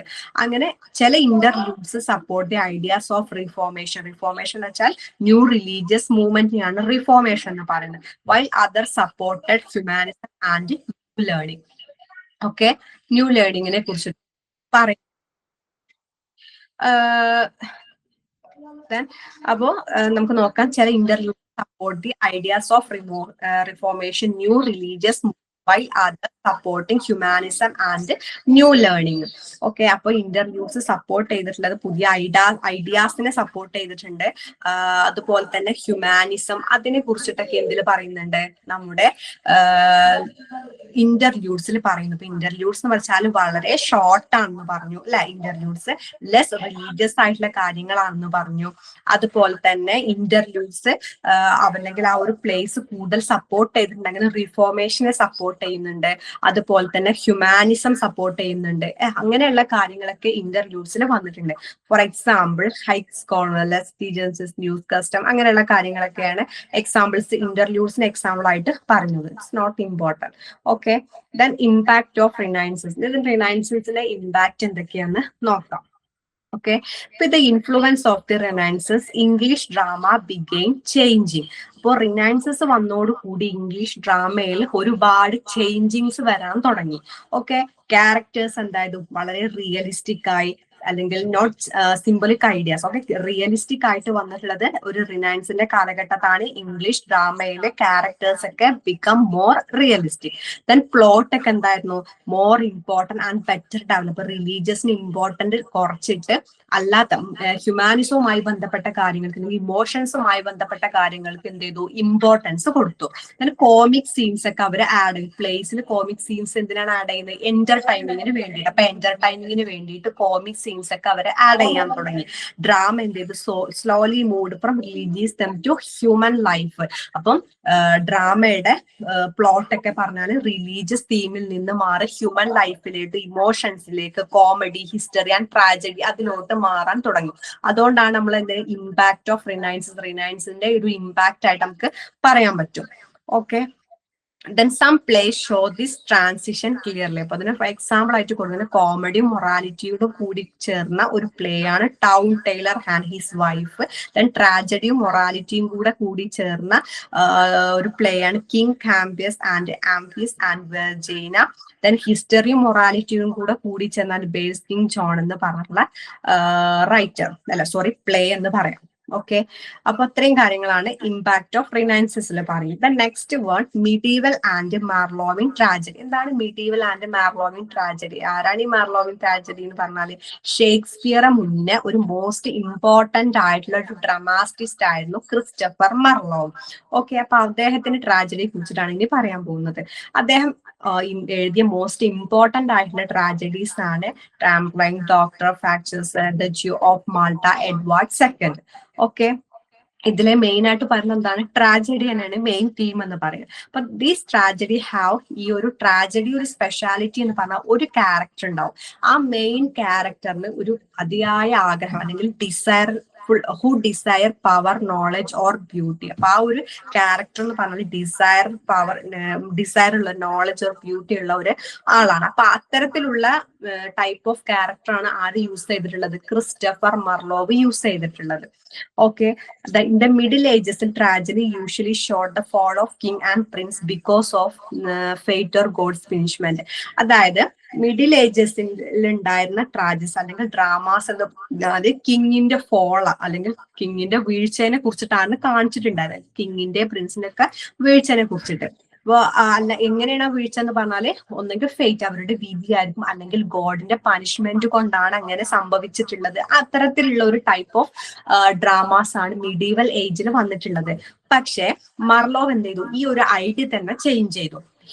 അദ്ദേഹം കാണിച്ചു തന്നെ ഇൻഡിവിജ്വൽ ഹീറോസിന്റെ സ്ട്രഗ്ലിങ്സിനെ കുറിച്ചിട്ടും അവരുടെ ആംബിഷ്യൻസിനെ കുറിച്ചിട്ട്, അല്ലെങ്കിൽ വിധിയോടുകൂടിയല്ല, അവനവൻ കുഴിച്ച കുഴിയിൽ അവനവൻ വീഴുക എന്ന് പറഞ്ഞ പോലെ തന്നെ അവരവർ ചെയ്ത എന്ത് കാര്യത്തിനും അവരവർക്ക് തന്നെ അതിനുള്ള എന്ത് കിട്ടും? ശിക്ഷ കിട്ടും. ആ ഒരു രീതിയിലാണ് അദ്ദേഹം എഴുതിയിട്ടുള്ളത്. മാർലോവ് ഡ്രാമാസ് കൊണ്ടുവന്നിട്ടുള്ളത്. അപ്പോ അദ്ദേഹമാണ് ഈ ഒരു കോൺഫ്ലിക്ട് ട്രാജഡി എന്ന് പറഞ്ഞ ഒരു ഐഡിയ ഇൻട്രൊഡ്യൂസ്. അപ്പൊ ആരാണ് who introduce the conflict in tragedy എന്ന് പറഞ്ഞാൽ നമുക്ക് പറയാം ആര്? ക്രിസ്റ്റഫർ മാർലോവ് എന്ന് പറയാം. അതുപോലെ തന്നെ മാർലോവ് ഒരു ലാംഗ്വേജ് ഓഫ് ഡ്രാമ തന്നെ ചേഞ്ച് ചെയ്തിട്ടുണ്ട്. അപ്പൊ അതിനെ വരെ ആര് ഇൻഫ്ലുവൻസ്ഡ് ആയിട്ടുണ്ട്? ഷേക്സ്പിയർ വരെ ഇൻഫ്ലുവൻസ്ഡ് ആയിട്ടുണ്ട്. അപ്പൊ എന്താണ് ഒരു പെർഫെക്റ്റ് ബ്ലാങ്ക് വേഴ്സ് എന്ന് പറഞ്ഞ ഒരു ടൈപ്പ് ഓഫ് ലാംഗ്വേജ് ആണ് ആര് യൂസ് ചെയ്തിട്ടുണ്ടായിരുന്നത്? നമ്മുടെ മാർലോവ് യൂസ് ചെയ്തിട്ടുണ്ടായിരുന്നത്. അതിന് പെർഫെക്റ്റ് ബ്ലാങ്ക് ഓഫ് വേഴ്സ് എന്ന് പറഞ്ഞാൽ അൺറൈംഡ് അയംബിക് പെന്റാമീറ്റർ ആയിട്ട് ടൈപ്പ് ഓഫ് പോയറ്റിക് ഡിവൈസ് എന്ന് പറയും, വിച്ച് ലേറ്റർ ഇൻഫ്ലുവൻസ്ഡ് ഷേക്സ്പിയർ. പറഞ്ഞ പോലെ തന്നെ ഷേക്സ്പിയർ വരെ ഇൻഫ്ലുവൻസ്ഡ് ആയിട്ടുണ്ടെന്ന് പറയാം. ഓക്കെ, അപ്പൊ അതാണ് നമ്മുടെ മാർലോവിനെ കുറിച്ചിട്ട് പറയാം. അപ്പൊ മാർലോവ് എന്ന് പറഞ്ഞാല് അദ്ദേഹമാണ് ട്രാജഡിയിലെ ഒരു മെയിൻ ക്യാരക്ടർ. അദ്ദേഹത്തിന് ഒരു ഡിസയർ ഉണ്ട്, അത്തരത്തിലുള്ള ടൈപ്സ് കൊണ്ടുവന്നിട്ടുള്ളത്. പിന്നെ ഒരു ഗോഡ് പനിഷ്മെന്റ് അല്ലെങ്കിൽ ഫേറ്റ് എന്ന് പറഞ്ഞ ആ ഒരു ടൈപ്പ് മാറ്റിയിട്ട് he showed individual hero struggle with ambitious, not a fate. അങ്ങനെ അത്തരത്തിലുള്ള ഡ്രാമാസ് ഒക്കെ കൊണ്ടുവന്നത് നമ്മുടെ ക്രിസ്റ്റഫർ മാർലോവാണ്. അപ്പൊ മാർലോവ് ഒരിക്കലും ലവ് ലാംഗ്വേജ് അല്ലെങ്കിൽ ലവ് ട്രാജഡീസ് ഒരിക്കലും ആരും എഴുതിയിട്ടില്ല? ക്രിസ്റ്റഫർ മാർലോവ് എഴുതിയില്ല. അദ്ദേഹം കൂടുതലായിട്ട് ഫോക്കസ് ചെയ്തിട്ടുണ്ടായിരുന്നത് വൺ പവർ നോട്ട് ഇമോഷൻ, അത്തരത്തിലുള്ള കാര്യത്തിലായിരുന്നു മാർലോവ് ഇൻട്രൊഡ്യൂസ് ചെയ്തിട്ടുണ്ട്. പിന്നെ അദ്ദേഹത്തിന്റെ ഒരു ഡ്രാമ ഡോക്ടർ ഫാക്ചസ് എന്ന് പറഞ്ഞാൽ അതിൽ പറയുന്നത് എന്താണ്? Desire of knowledge represent human wish to reach the impossible. അപ്പൊ ഒരിക്കലും ഒരു മനുഷ്യന് എത്തിപ്പെടാൻ പറ്റാത്ത ഒരു ഇമ്പോസിബിൾ ആയിട്ടുള്ള ഒരു എന്താ പറയാ ആഗ്രഹത്തിലേക്ക് മനുഷ്യന്റെ ഒരു ആഗ്രഹം എന്ന് പറയാം. ആ ഒരു രീതിക്കുള്ള ഒരു ഡിസയർ ആണ് എന്തിൽ പറയുന്നത്? ഡോക്ടർ ഫാക്ചസ് എന്ന് പറഞ്ഞ അദ്ദേഹത്തിന്റെ ഒരു പ്ലേസിനെ കുറിച്ചിട്ട് പറയുന്നത്. ഓക്കെ, നെക്സ്റ്റ് പറയുന്നത് ദ സെനേക്ക ഓഫ് ഹൊറർ ട്രാജഡി. സെനേക്കയെ കുറിച്ച് നേരത്തെ പറഞ്ഞു. അപ്പൊ സെനേക്കയുടെ ഹൊറർ ട്രാജഡിനെ കുറിച്ചിട്ട് ഇനിയാണ് ഡിസ്കസ് ചെയ്യുന്നത്. അപ്പൊ എന്താണെന്ന് നോക്കാം. എന്താണ് Seneca of horror tragedy? During the Elizabethan age writers studied ancient Greek and Roman works. Roman writer Seneca strongly influenced English tragedy. അപ്പൊ ഇംഗ്ലീഷ് ട്രാജഡിയെ കൂടുതലായിട്ട് അല്ലെങ്കിൽ സ്ട്രോങ് ആയിട്ട് ഇൻഫ്ലുവൻസ് ചെയ്ത ഒരു റോമൻ റൈറ്റർ ആണ് സെനേക്ക. ഓക്കെ, ഈ ഒരു എലിസബത്തൻ സമയത്ത് തന്നെ writers studied ancient Greek and Roman works. അപ്പോൾ എലിസബത്തിന്റെ ഒരു കാലഘട്ടം നേരത്തെ പറഞ്ഞ പോലെ തന്നെ എലിസബത്തിന്റെ ഏജില് റൈറ്റേഴ്സ് നമ്മുടെ ആൻഷ്യൻ ഗ്രീക്ക് ആയിട്ടുള്ള റൈറ്റേഴ്സ് റോമൻ വർക്ക്സ് ഒക്കെ ആരെ സ്ട്രോങ് ആയിട്ട് ഇൻഫ്ലുവൻസ് ചെയ്ത് നമ്മൾ സെനേക്കയെ തന്നെ ഇൻഫ്ലുവൻസ് ആയില്ല. അവരുടെ മെയിൻ ആയിട്ടുള്ള ഒരു വർക്കാണ്, അല്ലെങ്കിൽ അവര് നേരത്തെ പറഞ്ഞ ഒരു കാര്യം തന്നെയാണ്, ഇൻഫ്ലുവൻസ് ചെയ്തിട്ടുള്ള ഒരു പ്ലേസ് ആണ് Gorboduc by Sackville and Norton the Spanish tragedy by Thomas Kyd. അവരുടെയൊക്കെ റൈറ്റേഴ്സ് ഒക്കെ അല്ലെങ്കിൽ അവരുടെയൊക്കെ പ്ലേസ് ഒക്കെ ഇൻഫ്ലുവൻസ്ഡ് ആയിട്ടാണ് സെനേക്കയും ഇതുപോലെ തന്നെ ട്രാജഡീസ് റൈറ്റ് ചെയ്യാൻ അല്ലെങ്കിൽ ഡ്രാമാസ് ഒക്കെ എഴുതി തുടങ്ങിയിട്ടുള്ളത്. ഇപ്പൊ സെനേക്കയുടെ ട്രാജഡീസിൽ ഉണ്ടാകുന്ന ഫീച്ചേഴ്സ് എന്തൊക്കെയെന്ന് നോക്കാം. ഓക്കെ, ഫസ്റ്റ് വൺ, മെയിൻ ആയിട്ട് അല്ലെങ്കിൽ മെനി പോളിറ്റിക് ഇമേജസ് ഉണ്ടായിരിക്കും, പക്ഷെ ലെസ് ഫിസിക്കൽ ആക്ഷൻ ആണ് ഉണ്ടാവുക. അപ്പോൾ മെയിൻ ആയിട്ടുള്ള സെനേക്കയുടെ ട്രാജഡീസിൽ ഉണ്ടാകുന്ന ഫീച്ചേഴ്സ് ആണ് മെനി പോളിറ്റിക് ഇമേജസ് ഉണ്ടാവും, പക്ഷെ എന്തായിരിക്കും ലെസ് ഫിസിക്കൽ ആയിട്ടുള്ള ആക്ഷൻസ് ആണ് ഉണ്ടാവുക. അപ്പൊ ക്രൈമിന് ഇമ്പോർട്ടന്റ് കൊടുത്തതും ട്രാജഡിയാണ് നമ്മൾ ഓൾറെഡി പറഞ്ഞപ്പോൾ ക്രൈമിനാണ് കൂടുതലായിട്ട് ഇമ്പോർട്ടന്റ് കൊടുക്കുന്നത്. അപ്പൊ കോറസ് എക്സ്പ്ലെയിൻ ഇവന്റ്സ്. അപ്പൊ കോറസ് എന്ന് പറഞ്ഞാൽ ബാക്ക്ഗ്രൗണ്ടില് നമ്മൾ ഓരോരോ കാര്യങ്ങൾ, അതായത് ബാക്ക്ഗ്രൗണ്ടിൽ ഡ്രാമാസിനെ കുറിച്ച് അല്ലെങ്കിൽ ഡ്രാമനെ കുറിച്ചിട്ട് അതിനൊരു ചെറിയൊരു ഇൻട്രൊഡക്ഷൻ ഒക്കെ കൊടുക്കുമല്ലോ, അപ്പൊ അതിനെയാണ് ഈ കോറസ് എന്ന് പറഞ്ഞത്. അപ്പം അവര് ഇതിൽ വന്ന അല്ലെങ്കിൽ സെനേക്കയുടെ ഡ്രാമയിൽ കോറസ് വന്നിട്ടുണ്ട്. അപ്പൊ കോറസ് എന്ന് വെച്ചാൽ എക്സ്പ്ലെയിൻ ഇവന്റ്സിനെ എക്സ്പ്ലെയിൻ ചെയ്യാനാണ് ആരുള്ളത്, കോറസ് ഉള്ളത്. നോ കോമിക് റിലീഫ്, കോമിക് ആയിട്ടുള്ള റിലീഫോ കാര്യങ്ങളോ ഒന്നുമില്ല, കംപ്ലീറ്റ്ലി സീരിയസ് ആയിട്ടുള്ള ടോണാണ് ആരുടെ ഡ്രാമാസിൽ ഉണ്ടാകുന്നത്, സെനേക്കയുടെ ഡ്രാമാസിൽ ഉണ്ടായിരുന്നത്. അപ്പൊ മെയിൻ ആയിട്ട് അവരുടെ ഇതിൽ പറയുന്ന റിവെഞ്ച് ആണ് മെയിൻ ആയിട്ടുള്ള motive. The and there is punishment or justice. അവസാനം ആ ഒരു ഡ്രാമയുടെ എൻഡ് എന്ന് പറഞ്ഞാല് ഒരു പനിഷ്മെന്റ് ആണ് അല്ലെങ്കിൽ ജസ്റ്റിസ് ആണ്. അതാണ് അവരുടെ ഡ്രാമയുടെ സ്പെഷ്യാലിറ്റീസ്. പറഞ്ഞ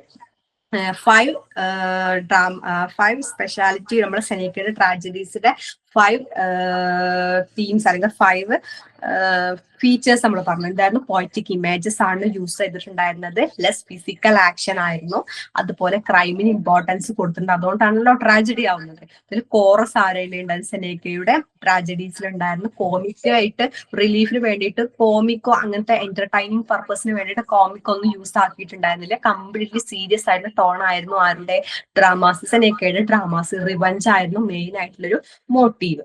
ഓക്കെ, ഇനി ഷേക്സ്പിയറിന്റെ ട്രാജഡിയെ കുറിച്ചിട്ട് നമുക്ക് ഡിസ്കസ് ചെയ്യാം. അപ്പൊ എങ്ങനെയാണ് ഷേക്സ്പിയറിയൻ ട്രാജഡി നോക്കാം. ഷേക്സ്പിയർ ഒരുപാട് പ്ലേസ് എഴുതിയിട്ടുണ്ട്. അപ്പോൾ main place at the end sadly but 4 of them are considered pure tragedies. അദ്ദേഹം എഴുതിയ ഒരുപാട് റൈറ്റേഴ്സ് ഉണ്ട്. അപ്പൊ ആ റൈറ്റേഴ്സിൽ എഴുതിയത് മെയിൻ ആയിട്ട് പറയുന്ന 4 പ്ലേസ് നമുക്ക് നോക്കാം. ഒതെല്ലോ, ഹാംലെറ്റ്, കിങ് ലിയർ, മാക്ബെത്ത് ഒക്കെ അറിയപ്പെടുന്ന പ്ലേസ് ആണ് അല്ലെ. ഇതൊക്കെ എന്താണ്? ട്രാജഡിയാണ് മെയിൻ ആയിട്ടുള്ള തീം എന്ന് പറയാം. ഓക്കെ, നെക്സ്റ്റ് വരുന്നത് കിങ് ലിയർ. നമ്മൾ പറഞ്ഞത് എവിടെയാണ്? നമ്മുടെ ഷേക്സ്പിയറിന്റെ ട്രാജഡിയെ കുറിച്ചിട്ടാണ് പറഞ്ഞിട്ടുള്ളത് അല്ലെ.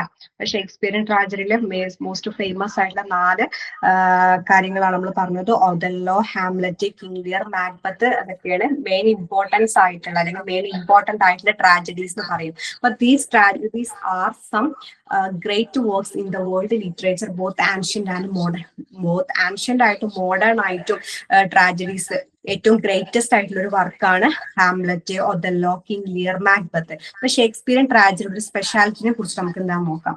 The stories about suffering and painful experience that finally lead the death. ഇപ്പൊ മെയിൻ ആയിട്ടുള്ള ഒരു പോയം അല്ലെങ്കിൽ മെയിൻ ആയിട്ടുള്ള ഒരു തീം എന്ന് പറഞ്ഞാല് സ്റ്റോറിയിൽ കൂടുതലായിട്ട് പെയിൻഫുൾ ആയിട്ടുള്ള കാര്യങ്ങളായിരുന്നു എക്സ്പീരിയൻസ് ചെയ്തിട്ടുണ്ടായിരുന്നത്. അതുപോലെ അവസാനം എന്ത് ചെയ്യും? ലീഡ് ടു ഡെത്തിലോട്ട് ലീഡ് ചെയ്യുന്നുണ്ട്. അതുപോലെ തന്നെ this suffering is not caused by fate or luck but by the heroes own actions. ഈ സഫറിങ്സ് എന്ന് പറഞ്ഞാല് ഒരിക്കലും ഒരു ലക്ക് കൊണ്ട് അല്ലെങ്കിൽ ബൈ ഫേറ്റ് കൊണ്ട് ഒന്നുമല്ല. ദ ഹീറോസ് ഓൺ ആക്ഷൻസ്, അവരുടേതായിട്ടുള്ള കാര്യം. അവനവൻ കുഴിച്ച കുഴിയിൽ അവനവൻ തന്നെ വീഴുക എന്നുള്ളൊരു ടൈപ്പ് ഓഫ് എന്ന് പറയാം. Okay, the heroes has tragic flaw, weakness in character which makes him make mistake again and again. These mistake finally bring his destructions. അപ്പോ ഇത്രയും കാര്യങ്ങളാണ് ഷേക്സ്പിയറിയൻ ട്രാജഡിയുടെ ഒരു സ്പെഷ്യാലിറ്റി എന്ന് പറഞ്ഞാൽ. അപ്പൊ ഹീറോസ് എന്ന് പറഞ്ഞാൽ ഒരു ട്രാജിക് ഫ്ലോ ആണ്, വീക്ക്നെസ് ആണ്, ക്യാരക്ടർ ഒക്കെ ഒരു വീക്ക്നെസ് ആണ്.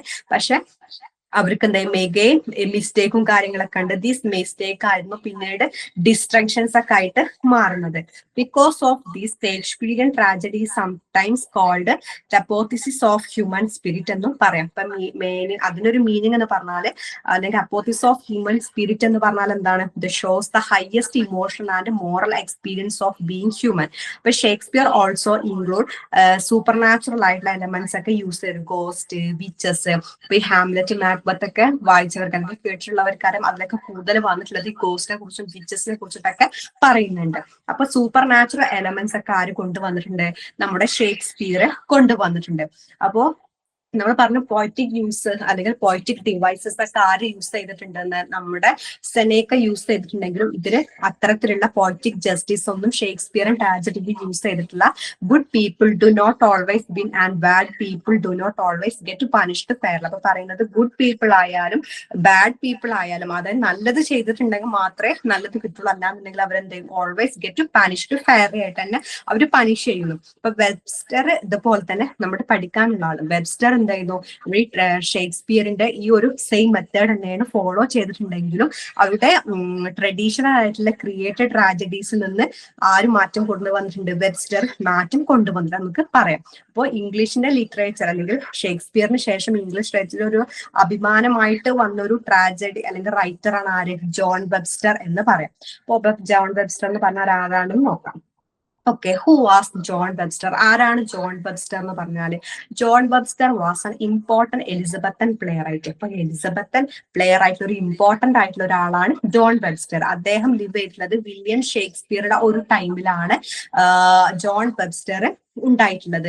He wrote only few place but this work is considered great and memoir. അദ്ദേഹം കുറച്ച് റൈറ്റിംഗ്സ് ഒക്കെ എഴുതിയിട്ടുണ്ടെന്നുണ്ടെങ്കിലും അദ്ദേഹത്തിന്റെ വർക്ക്സ് ഒക്കെ വളരെ എന്താണ് ഗ്രേറ്റ് മെമ്മറബിൾ ആയിട്ടാണ് കൺസിഡർ ചെയ്തിട്ടുള്ളത്. അദ്ദേഹത്തിന്റെ ഫേമസ് ആയിട്ടുള്ള വർക്ക്സ് ആണ് the white devil, duchess of Malfi എന്ന് പറഞ്ഞിട്ടുള്ള മോസ്റ്റ് ഫേമസ് ആയിട്ടുള്ള ഒരു ട്രാജഡി. 2 ട്രാജഡീസ് ആണ്. ഏത്? The white devil, the Duchess of മാൽഫി. ഈ പ്ലേസ് ആണ് ഇംഗ്ലീഷ് ലിറ്ററേച്ചർ തന്നെ ഫേമസ് ആക്കിയത്. അദ്ദേഹത്തെ ഫേമസ് ആക്കിയിട്ടുള്ള 2 ഡ്രാമാസ് ആണ് ഈ ദ വൈറ്റ് ഡെവിലും ഡച്ചസ് ഓഫ് മാൽഫിയും. അദ്ദേഹത്തിന്റെ ഒരു റൈറ്റിംഗ് സ്റ്റൈൽ എന്താണെന്ന് നോക്കാം. അപ്പൊ വെബ്സ്റ്റർ എന്ന് പറഞ്ഞാല് was best at writing dark tragedies. Dark ട്രാജഡീസിലെ ഏറ്റവും ബെസ്റ്റ് റൈറ്റർ ആണ് വെബ്സ്റ്റർ. അദ്ദേഹത്തിന്റെ പ്ലേസിൽ കൂടുതലായിട്ട് കാണിക്കുന്നത് എവിൽസ്, അതുപോലെ corruption, crime in society, human suffering, moral justice, അങ്ങനെയുള്ള കാര്യങ്ങളൊക്കെയാണ് അദ്ദേഹത്തിന്റെ പ്ലേസിൽ കാണിക്കുന്നത്. അദ്ദേഹത്തിന്റെ ട്രാജഡീസ് ഫോക്കസ് ചെയ്യുന്നത് എങ്ങനെ? സൊസൈറ്റിനെ കൂടുതൽ, അതായത് സൊസൈറ്റിയിലെ ഇൻഡിവിജ്വൽ ക്യാരക്ടേഴ്സിനെയാണ് മെയിൻ ആയിട്ട് ഫോക്കസ് ചെയ്തിട്ടുള്ളത്. ഓക്കെ, ദെൻ നമുക്ക് നോക്കാം. ഷേക്സ്പിയറിനെയും വെബ്സ്റ്ററിനെയും കമ്പാരിസ് ചെയ്തിട്ടുള്ള ഒരു ടാബിൾ ഇവിടെ കൊടുത്തിട്ടുണ്ട്. അപ്പൊ എന്തൊക്കെയാണ് നോക്കാം. Okay, specialities. അപ്പൊ ഷേക്സ്പിയർ എന്താണ് മെയിൻ ആയിട്ട് ഇമ്പോർട്ടൻസ് കൊടുത്തിട്ടുള്ളത്? Focus on personal tragedy. Personal ട്രാജഡീസിനാണ് മോറൽ ഇമ്പോർട്ടന്റ് കൊടുത്തിട്ടുണ്ടെങ്കിൽ വെബ്സ്റ്റർ ഇമ്പോർട്ടന്റ് അല്ലെങ്കിൽ വെബ്സ്റ്ററിന്റെ ഡ്രാമാസ് ഫോക്കസ് ചെയ്തിട്ടുണ്ടായത് സോഷ്യൽ ട്രാജഡീസിനെ. ഓക്കെ, ദെൻ ഷേക്സ്പിയറിന്റെ ക്യാരക്ടേഴ്സ് എന്ന് പറഞ്ഞാൽ സഫറിങ്സ് ആയിരുന്നു അല്ലെ ഉണ്ടായിരുന്നത്. അത് ത്രോ സഫറിങ് ഉടനീളം അത് ആ ഒരു ഇതിൽ തന്നെ കൂടുതൽ സഫറിങ്സ് ആയിട്ടുള്ള ക്യാരക്ടേഴ്സിനെയാണ് ആര് കൊണ്ടുവന്നിട്ടുള്ളത്? ഷേക്സ്പിയർ കൊണ്ടുവന്നു. അതേസമയം വെബ്സ്റ്ററോ ക്യാരക്ടേഴ്സ് വളരെ ഫൈറ്റ് എഗൈൻസ്റ്റ് ഒപ്രഷൻ, കറപ്ഷൻ ആയാലും ഒപ്രഷൻ ആയാലും എതിർത്ത ഒരു രീതിയിലുള്ള ക്യാരക്ടേഴ്സിനാണ് ആര് കൊണ്ടുവന്നിട്ടുള്ളത്? വെബ്സ്റ്റർ കൊണ്ടുവന്നിട്ടുള്ളത്. അതുപോലെ ഷേക്സ്പിയർ യൂസ് ചെയ്യല് സൂപ്പർ നാച്ചുറൽ ആയിട്ടുള്ള, നേരത്തെ പറഞ്ഞു അങ്ങനത്തെ ക്യാരക്ടേഴ്സിനെ, അങ്ങനത്തെ അവർക്ക് ആര് യൂസ് ചെയ്തിട്ടുണ്ട്? നമ്മുടെ ഷേക്സ്പിയർ യൂസ് ചെയ്തു. പക്ഷെ ആ സമയത്ത് വെബ്സ്റ്റർ യൂസ് ചെയ്തതോ ഡാർക്ക് തീം, മൊറാലിറ്റി, അതിനൊക്കെയാണ് കൂടുതൽ ഇമ്പോർട്ടൻസ് കൊടുത്തിട്ടുള്ളത്. ഓക്കെ, അപ്പൊ ഷേക്സ്പിയറിനെ കുറിച്ചും വെബ്സ്റ്ററിനെ കുറിച്ചുള്ള ഒരു ഡിഫറൻസ് മനസ്സിലായല്ലോ അല്ലെ? അപ്പൊ ഷേക്സ്പിയർ എന്ന് പറഞ്ഞാൽ പേഴ്സണൽ ട്രാജഡീസിനാണ് ഇമ്പോർട്ടൻസ് കൊടുത്തിട്ടുള്ളത്. ക്യാരക്ടേഴ്സ് ആ ഒരു ഡ്രാമയിലുടനീളം ഒരു സഫറിംഗ് ആയിട്ടുള്ള ഒരു ക്യാരക്ടറിനാണ് ഇതുപോലെ തന്നെ സൂപ്പർ നാച്ചുറൽ ആയിട്ടുള്ള കാര്യങ്ങളൊക്കെ കൊണ്ടുവന്നിട്ടുണ്ട്. പക്ഷെ വെബ്സ്റ്റർ എന്ന് പറഞ്ഞാല് സോഷ്യൽ ട്രാജഡീസിനെയാണ് ഫോക്കസ് ചെയ്തിട്ടുള്ളത്. ക്യാരക്ടേഴ്സ് എന്ന് പറഞ്ഞാല് ഫൈറ്റ് ചെയ്യുന്ന ഒരു ക്യാരക്ടേഴ്സ് ആണ്. അതുപോലെ ഡാർക്ക് തീംസും മൊറാലിറ്റീസും അങ്ങനെയുള്ള കാര്യങ്ങളൊക്കെ കൊണ്ടുവന്നു. പിന്നെ അദ്ദേഹത്തിന്റെ മോറൽ ബിലീഫ് എന്താന്ന് നോക്കാം. ഇപ്പൊ വെബ്സ്റ്റർ ബിലീവ് ചെയ്തിട്ടുള്ളത് fight between good and evil, അങ്ങനെയുള്ള കാര്യത്തിനാണ് ആര് വെബ്സ്റ്റർ വിശ്വസിച്ചിട്ടുണ്ടായിരുന്നു. Fight between good and evil, നല്ലതും ചീത്തതുമായിട്ടുള്ള ഒരു ഫൈറ്റ് അതിലാണ് ആര് വിശ്വസിച്ചിട്ടുള്ളത്, വെബ്സ്റ്റർ വിശ്വസിച്ചിട്ടുള്ളത്. പക്ഷെ people in his plays commits in by choice not because of fate. അപ്പോ പീപ്പിൾ എന്താണ്, അവരുടേതായിട്ടുള്ള കാര്യം തെറ്റ് ചെയ്തിട്ടുണ്ടെങ്കിൽ അവർക്ക് അവരുടെ ശിക്ഷ കിട്ടും. പക്ഷെ നോട്ട് ബിക്കോസ് ഓഫ്, ഒരിക്കലും അതൊരു വിധിയല്ല എന്നാണ് ആര് പറയുന്നത്, വെബ്സ്റ്റർ പറയുന്നത്. Evils may appear powerful but eventually justice come. നമ്മുടെ എവിൽ എന്ന് പറയുന്നത് അവരുടെ ക്യാരക്ടർ ആണ് എവിൽ. ഓക്കെ, ഡ്രാമയില് എവിൽസ് വരുന്നത് പവർഫുൾ ആയിട്ടൊക്കെ കാണിക്കും, പക്ഷെ അവസാനം എന്ത് പറയും, അവർക്കും എന്ത് ജസ്റ്റിസ് കംസ് അല്ലെ, ജസ്റ്റിസ് അവരെ എൻഡ് ആയിരിക്കും അവർ കാണുന്നത്. നല്ലത് ചെയ്താൽ മാത്രമേ നല്ലത് കിട്ടുള്ളൂ, മോശം ചെയ്താൽ തീർച്ചയായിട്ടും അത് മോശമായിട്ടുള്ള രീതിയിൽ തന്നെയാണ് അവർക്ക്, അല്ലെങ്കിൽ അതിനുള്ളൊരു തിരിച്ചടി കിട്ടും എന്നാണ് പറയുന്നത്. അപ്പൊ അങ്ങനത്തെ കാര്യങ്ങളാണ് ആര് പറയുന്നത്, നമ്മുടെ വെബ്സ്റ്റർ പറയുന്നത്.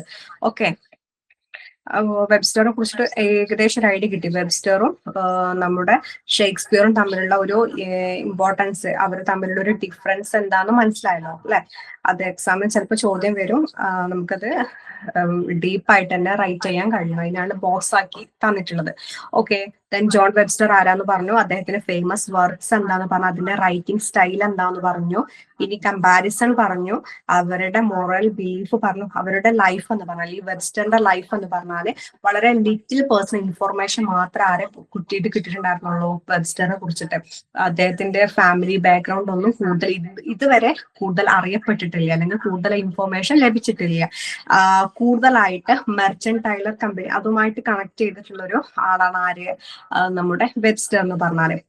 അദ്ദേഹം കൂടുതലായിട്ട് റൈറ്റ് ചെയ്തിട്ടുള്ളത് 1580 to 1625 എന്ന് പറഞ്ഞ ഒരു കാലഘട്ടത്താണ്. Okay, so notes important. എന്തുകൊണ്ടാണ് വെബ്സ്റ്റർ ഇമ്പോർട്ടന്റ് ആയിട്ട് ലിറ്ററേച്ചറിൽ നോക്കാം. ഓക്കെ, അദ്ദേഹം വളരെ മോസ്റ്റ് കൺസിഡർ അല്ലെങ്കിൽ മോസ്റ്റ് പവർഫുൾ ആയിട്ടുള്ള റൈറ്റർ ആണ്. ലൈക്ക് ഷേക്സ്പിയർ, അവരുടെ തന്നെ ഷേക്സ്പിയർ ഒപ്പം കമ്പയർ ചെയ്ത് അല്ലെങ്കിൽ ഷേക്സ്പിയർ ഒപ്പം നിൽക്കാൻ പറ്റിയ ഒരാളാണ് ആര്, ജോൺ വെബ്സ്റ്റർ എന്ന് പറഞ്ഞ ആള്. ഓക്കെ, അദ്ദേഹത്തിന്റെ ട്രാജഡീസിനെ കുറിച്ചിട്ട് പറഞ്ഞു. Deep psychological understanding, Indian dramatic scenes, rich poetic language, അതൊക്കെ എന്തിൽ വന്ന അദ്ദേഹത്തിന്റെ ട്രാജഡീസ് ആണ്. പക്ഷെ ഇമ്പോർട്ടന്റ് ആയിട്ടുള്ള നമ്മൾ പറഞ്ഞു ഡെവിലും അതുപോലെ തന്നെ ഡച്ചസ് ഓഫ്, ആ രണ്ടെണ്ണമാണ് ഏറ്റവും ഇമ്പോർട്ടൻസ്, അല്ലെങ്കിൽ അതാണ് അവരെ ലിറ്ററേച്ചറിൽ അല്ലെങ്കിൽ ഇംഗ്ലീഷ് ഡ്രാമയില് അദ്ദേഹത്തെ അറിയപ്പെടുന്ന രണ്ട് ഡ്രാമാസ് എന്ന് പറയാം. Then literally achievements of John John വെബ്സ്റ്ററിന്റെ ലിറ്ററലി അച്ചീവ്മെന്റ്സ് എന്താന്ന് നോക്കാം. ജോൺ വെബ്സ്റ്റർ അദ്ദേഹത്തിന്റെ റൈറ്റിംഗ്സ് തുടങ്ങിയിട്ടുള്ളത് 1602 മുതലാണ്. അദ്ദേഹം First, he worked with the other playwrights, not independently. His most famous tragedy നമ്മൾ പറഞ്ഞു ദ വൈറ്റ് ഡെവിലും ഡച്ചസ് ഓഫ് മാൽഫിയാണും ഇമ്പോർട്ടന്റ് ആയിട്ടുള്ള ട്രാജഡീസ്. അത് ആരുടേതാണെന്ന് വൺ വേർഡ് ക്വസ്റ്റ്യൻ വന്നിട്ടുണ്ട്. Okay, devil the white devil എന്ന് പറഞ്ഞത് ആരുടെ റൈറ്റർ ആണെന്ന് ചോദിച്ചാൽ നമുക്ക് ആരാണ് എഴുതിയിട്ടുള്ളത് എന്ന് ചോദിച്ചാൽ നമുക്ക് എന്താ പറയാം, ജോൺ വെബ്സ്റ്റർ എന്ന് പറയാം. Okay, the Duchess of Malfi അതും. അപ്പൊ made one the major dramatics after Shakespeare നമ്മൾ പറഞ്ഞു അല്ലെ. ഷേക്സ്പിയറിനെ പോലെ തന്നെ മോസ്റ്റ് ഇമ്പോർട്ടന്റ് ആയിട്ടുള്ള ഒരു ഡ്രാമാറ്റിസ്റ്റ് ആണ് ആര്, ജോൺ വെബ്സ്റ്റർ. ഇനി ജോൺ വെബ്സ്റ്ററിന്റെ കരിയറിലെ 3 സ്റ്റേജസിനെ കുറിച്ചിട്ടാണ് പറയാനുള്ളത്. ഫസ്റ്റ് സ്റ്റേജ് എന്ന് പറഞ്ഞാൽ 1602 then 1607 കൊളാബറേഷൻ പീരീഡ് എന്നാണ് അതിനെ പറയുന്നത്. Webster did not write alone in this period, he worked with famous dramatics like. അപ്പൊ അത് വെബ്സ്റ്റർ കൂടുതലായിട്ടൊന്നും ഈ ഒരു കാലഘട്ടത്തിൽ എഴുതിയിട്ടില്ല. അദ്ദേഹത്തിന് ഫേമസ് ആയിട്ടുള്ള വർക്ക്സ് ആണ് ഡെക്കർ, മിഡിൽട്ടൺ, ഹേവുഡ്, മാസ്റ്റൺ എന്നൊക്കെ പറഞ്ഞത്. അപ്പോ examples work of the stage, west ward ഹോ, നോർത്ത് ഹാഡ് ഹോ, അങ്ങനെ മെനി പ്ലേസ് ഓഫ് ദി ഇതിൽ എഴുതിയിട്ടുള്ള ഒരുപാട് റൈറ്റ്സ് അല്ലെങ്കിൽ ഡ്രാമാസ് ഒക്കെ എന്തായിരുന്നു ലോസ്റ്റ് ആയിട്ടുണ്ട്.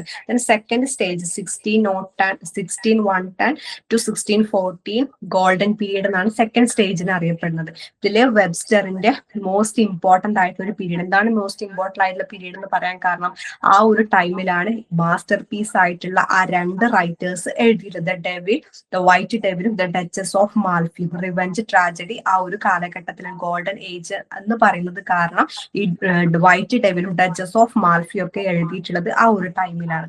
Okay, these plays are based on Italian court life full of corruption. അപ്പൊ ഈ ഒരു ഡ്രാമാസിൽ മെയിൻ ആയിട്ട് പറയുന്നത് corruption, murder, power struggle, morality, അതിനെ കുറിച്ചിട്ടാണ് പറയുന്നത്.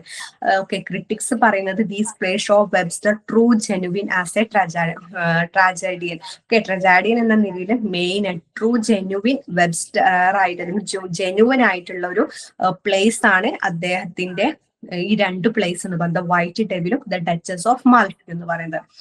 അതുപോലെ തന്നെ third stage 1622 1624 latest works. This period produced fewer successful plays എന്താ വെച്ചാല് മറ്റ് ആ സെക്കൻഡ് സ്റ്റേജിനൊക്കെ അത്ര തന്നെ ഇമ്പോർട്ടൻസ് എന്തിനില്ല, ഈ ഒരു തേർഡ് സ്റ്റേജിൽ വന്നിട്ടില്ല.